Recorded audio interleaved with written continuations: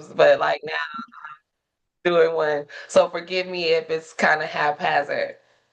You're Okay. doing great. All righty. Thank you so much. Okay, so the first question is what inspired you to become a librarian? Uh, I was inspired to become a librarian because I was a reading teacher before, and I would frequently take my students to the library. And I just saw how much students lit up around the library. Of course, I have always had a passion for library books, but when I was in there, I spoke to the librarian who was there, and I was telling her I would love to do what you do because you get to have such a positive impact on the kids. You get to be positive. You get to introduce them to different subjects. Um, and the relationship you have with the students is completely different than the relationship a teacher had with the kids. And she said, "Yeah, well, you can do it, and you should do it." And I said, "Okay." I said, "Well, what's the process?" I said, "Is it, is the pay the same? Would I lose money?" And she said, "No, you get paid on a whole different administrative scale." And I said, "Really?" Makes a I said, "What difference. it does make a difference because I was heading in the track of becoming a specialist, and I was Okay. actually interviewing to be a specialist at the time. Um, but specialist positions again bring more stress, and I wanted a job that was less stress but equally impactful. And I believe that being a librarian is very impactful. Okay. So can you tell me about the education path it took for you to get there? So you were a teacher, a reading teacher, and that was on the elementary or middle school level? The middle school level. So Okay. to be a librarian, you must have a master's. In the state of Texas, you have to have a master's degree. I already have a master's degree in counseling, so you can go and get your library certification, which is still through a graduate program. So I Okay. joined Sam Houston State University library science master's graduate degree program. Um, but I stopped short of 6 credit hours. So I didn't do the last two classes, which is practicum. Um, and then there's one other class. So if I take two more classes, I'll have a master's in library science. So I Okay. stopped before I took those last two classes and I took the certification test. So that's pretty much so it's still graduate school level courses. You just don't have to do the whole program Okay. to get the certification if you already have a master's. If you don't have a Okay. master's, then you would get the master's in library science. Okay. And what are your thoughts about the certification test? Did you think it was something extremely difficult, average difficulty, or easy? Oh, I think it was difficult. I think average difficult, but difficult because surprisingly, people don't realize there's so many rules, there's so many laws, there's so many authors, there's so many books that they could reference in this test. And so they are expecting you as a librarian to be well read, to be familiar with these authors and these books and their content. So that end of it did feel like it was overwhelming because Okay. it's really a lot of information. And then also with the what class was it? The class that teaches you how to catalog books. As you know, books are cataloged by numbers, and that whole process is a whole thing. They do And you they do it still like, use the Dewey Decimal System? girl, yeah, it is. Okay, I don't know, look, I'm It's old still school. in effect. And uh, some librarians they like to still do that by hand. Now you can order books with the processing, which is the tag with the numbers, and it's already set to be shelved. But if you don't order with the processing for that, that is extra. You have to know that information on how to properly label the books to put them on the shelves. So Okay. that's memorization essentially. Learning. Yes. So if you don't have a really good memory, so at the time preparing for the test, it did feel overwhelming. A lot of them, some of the questions though, um, you can kind of just kind of figure out. But I do think it was challenging in the fact that you do have to memorize and be familiar with a broad range of things. Okay, It's yeah, just you have doable. to kind of spread it around. Yeah, Okay. So did you ultimately decide to become a librarian for the high school level or were you open to any level? So once you got your certification, did you seek out the high school level? I did. I did. I knew that the elementary. I wouldn't mind the elementary level in a different district, but in Galena Park, the elementary librarian is like a teacher. She gets a Okay. class every class period, and she actually gets a shorter break than teachers get in between. Yes, Okay. that because she's constantly taking the teacher. She's getting a shorter break than teachers get because the kids are always there. The teachers are constantly bringing them there. So unless she insists on the kids staying in the hallway to let her get her full break, she won't even get her passing period break to go to the restroom. for some of them. Oh So, wow, that's intense. but the teachers are bringing her the kids at the beginning of the class, and that's supposed to be her break. So I've seen it both ways. So I knew I didn't want a class. I didn't want to be where I couldn't choose or have an open schedule. They call it flexible schedule. I knew I wanted a flexible schedule where I can create programs and create activities, and teachers sign up for it, or I can go into the kids' classrooms and teach. I wanted that kind of flexibility. And elementary school librarians in Galena Park don't have that flexibility. They are, matter of fact, they're told, they're pretty much told what they're going to teach. They're, Wow, so it's really just like being a teacher. You're not really getting that agency to have yeah, to be creative. correct. Okay. And that's a big part of a librarian is our creativity and the creating aspect of it. Now, some of them do like it. Uh, what are they doing? Like one librarian is a STEM. She teaches a STEM class, which is another librarian. She teaches the readers theater. So Okay. they gave readers theater to the librarians. So Okay, that's so the you kind of class. get to choose. You kind of get to choose if you want to teach. In essence, like when you're on the high school level, you can create different courses Yes, and have the teachers sign the kids up for it. So you get correct. to still fulfill that teaching element in you. Yes, yes. Okay. And So what so does a typical day look like for you? So, because I know like the library has changed a lot since I've lived in there. So, mhm. like, what does it look like for you? Are you using a lot of technology or is it really still book centered? It's more media centered. Um, I promote books times a million because I believe that's very important. Um, but a typical day for me, depending on the time of year, from August to November, I am doing library orientation essentially, and it takes so long for me because our school is so large. A smaller school probably wouldn't take as long, but I bring in all the reading and ELA teachers, the 10th and 11th and 12th graders, and I let them all check out a book. I teach them all the resources that the library has. And so I'm doing lessons all day during that time frame. I also help with whatever the principals may need at the time. So during that time, they need me to help with IDs and getting some kids registered. They use the library labs for the registration for late arrivals. So I kind of multitask between doing lessons, um, school IDs, and then helping with registration. And then during December, that's when testing season starts. So then I started helping with testing from December till pretty much the end of school year. Um, this year was a little bit better with testing because it's all online. But that's pretty much my school year up until then. And then in the spring, though, I do more things for the CTE teachers. So I buy different technology that I think that they might like to use. I introduce it to them and I ask them, do they know how they want to use it? If they don't know how they want to use it, I will go find lessons and the way to teach them and introduce the kids to the technology. So the spring is Okay. more freeing. Uh, I get to bring my CTE teachers in and bring them in. Okay. So it Mhm. sounds like you do a lot of education for the teachers and the students. So you kind of Yes, get to have children learners and adult learners. of How do you course. like that? But that's what the library. You're supposed to facilitate, not babysit. Do it for them. Yeah. So the idea is to teach them how to use the tools so that they can be successful on their own. So that's what I do for the Okay. teachers and the kids. Mhm. Okay.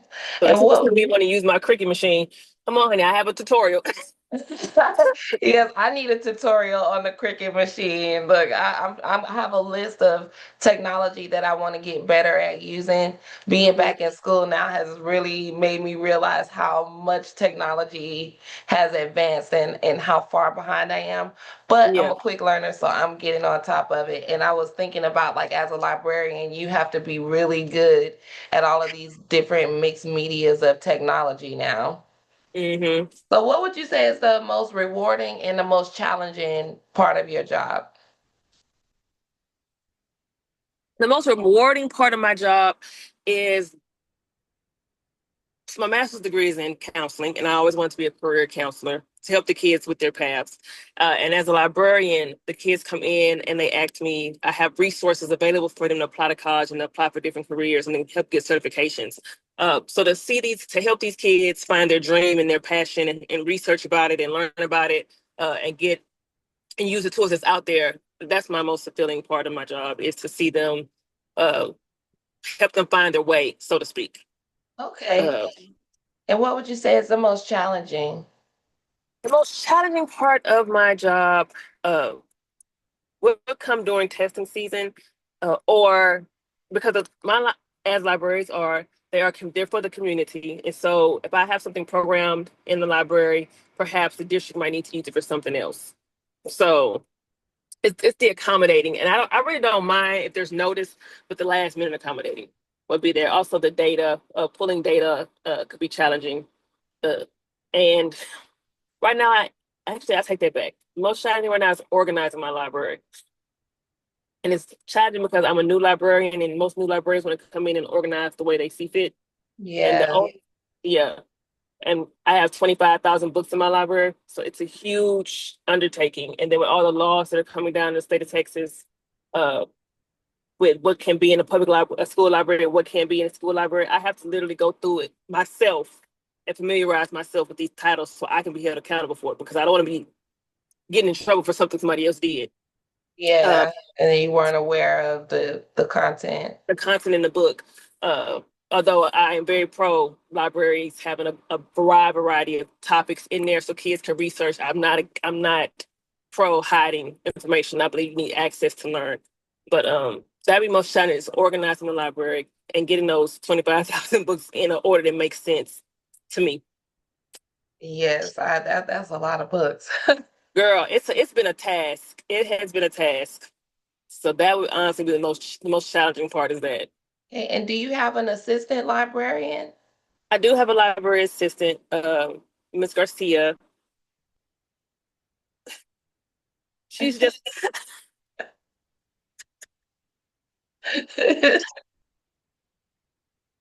she's really good at the front desk for me. She helps at the front desk. As far as kids coming in and asking general questions or checking out books and things of that nature, she can help with that. Whereas I'm able to actually go in and interact with the students. She's able to do some of the stuff at the front desk that I can't be stationary at that front desk. I need to be walking around the library, interacting with the students, or the teachers, or whoever's, or the guests, or the visitors just coming in. So she allows me to do that, and she Okay. also allows me to work in the office. I have to research every book that comes out, so she allows me time to work in the office while she actually handles who's walking in on a day-to-day basis. So she's actually a gift. Okay. Mhm. So what are like a couple of essential skills that you think it takes to be a good librarian? Organizational skills, because you're literally organizing for the entire school.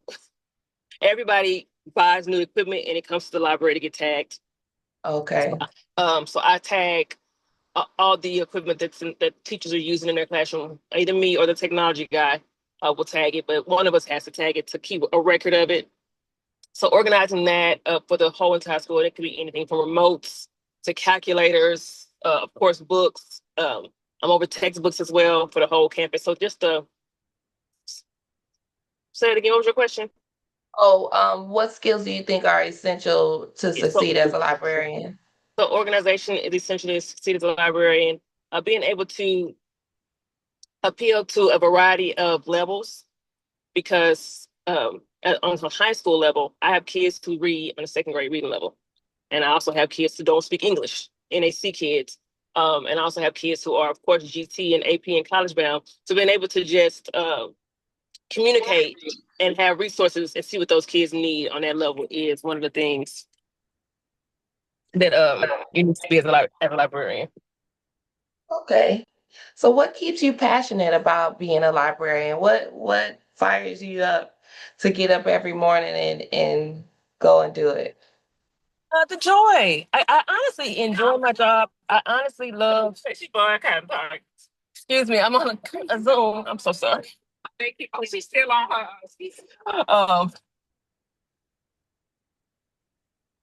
Oh yes, the joy. I genuinely love working with students. I genuinely love the books. I genuinely love introducing kids to reading who never had an interest in reading.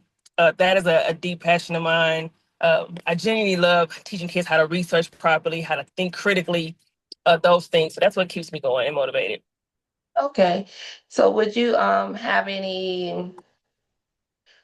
any tips or anything that you want to say about somebody aspiring to become a librarian?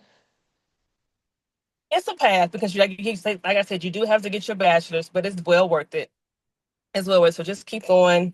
It's doable. It seems when you're in the program, it does seem like a lot of information. It is a lot of reading, but I'm assuming it because you want to be a librarian, you love to read. So that may not be that hard for you at all. Um, Yes, that's my jam. And then I have a bonus question. mhm. Kind of touching back on like all of these different things that the government and the school boards are doing with trying to curate what books are in the library and what's not. Like how do you feel about these different changes that they're trying to make? Do you agree with that some books should not be available to children in the library? Or do you think it's kind of an overreach? I believe it's an overreach. Like I said, we have master's degrees for a reason to choose the books that are in our library. So that is literally our specialty. The government, or that's not their specialty, so they shouldn't be doing that. I have no problem respecting what a parent wants. If a parent doesn't want their child reading a certain book, I don't mind making that notation and keeping that there. But I don't believe that parent should speak for all kids, all other people's children. So I do think it's an overreach. For the government to be involved in that regards with the library, especially school librarians, because our qualifications are so high. So let Okay. us do what we're qualified to do. It's not we're not just somebody who's a I'm not saying a parent, but we were literally trained on how to go and choose books and curate the library. Okay. So, like now librarians are about to become the new rebels because I've been reading some articles about librarians that, are still putting those books in there and, facing the consequences of it and things like that. And, it's such a peaceful job that you wouldn't think that something I like, know we're more than anybody. We're very pleasant, yeah, it's but you like, do have to so it's kind of stick up. crazy to think that you were having to put yourself on the line in order to make sure that children have, access to information. Yes, it is. I would say definitely join your union because there are laws that where they're even trying to make it so that they can sue the librarian directly and not just the school. So make sure that you are a part of a union when you do it because even though I vet every book I put in there, I don't physically read every book. I go through different resources and sources that we have to check the books. So I may miss something that a parent might think is offensive. And a parent has to, can come up and say, I don't this library and put this into my child read it, and then now they can sue me directly. So I will say Okay. just make sure you are part of a union, that you have a lawyer on hand just for in case those instances do come up. Okay, and that would be the same union that the teachers utilize, or is there a specific librarians union? There's a librarians union. Okay, and are there any other professional organizations for librarians that you are privy to? Yes, there's a ton. There's TLA, Texas TLA, ALA, APA, Texas Librarian Association, American APA. That's APA. That's APA format. Excuse me. What is it called? It starts with A. You'll know it. But Okay. there's another. It'll come to me. And I'm also a part of the Texas Black Librarian Association as well. And then I'm a part of. I'm gonna have to send my resume. I'll send you my resume. Okay, So that I would be have awesome. a bunch of different little organizations that are technology related because again, libraries are not media centers. So I'm a part of some tech organizations as well. Okay. Alrighty, that is awesome. I really appreciate your time today. And I am so sorry to interrupt you on this holiday, but you gave me a lot of good information and it has me excited. So I am still considering going to get my master's in library sciences. I have different days I go back and forth about like, are there even going to be libraries by the time I finish the master's, like cuz it kind of seems like there's a war on, education and information. And I think that more than ever your career path is really inspiring because the tasks that are constantly coming your way, especially like with media and technology growing the way it does, and then Mhm. with all of the conflict for lack of a better word, the conflict that's coming from trying to keep people away from information. I think that, it takes a bravery, it takes a cognizance that everybody's not, up for the task of doing. So I Mhm. appreciate your career and I appreciate your time today. Of course, Natalie. You have a great day. If you need me, You just too. anytime. All righty. Thank you. Talk to you You're welcome. soon. Talk to you soon. Bye Bye bye. bye.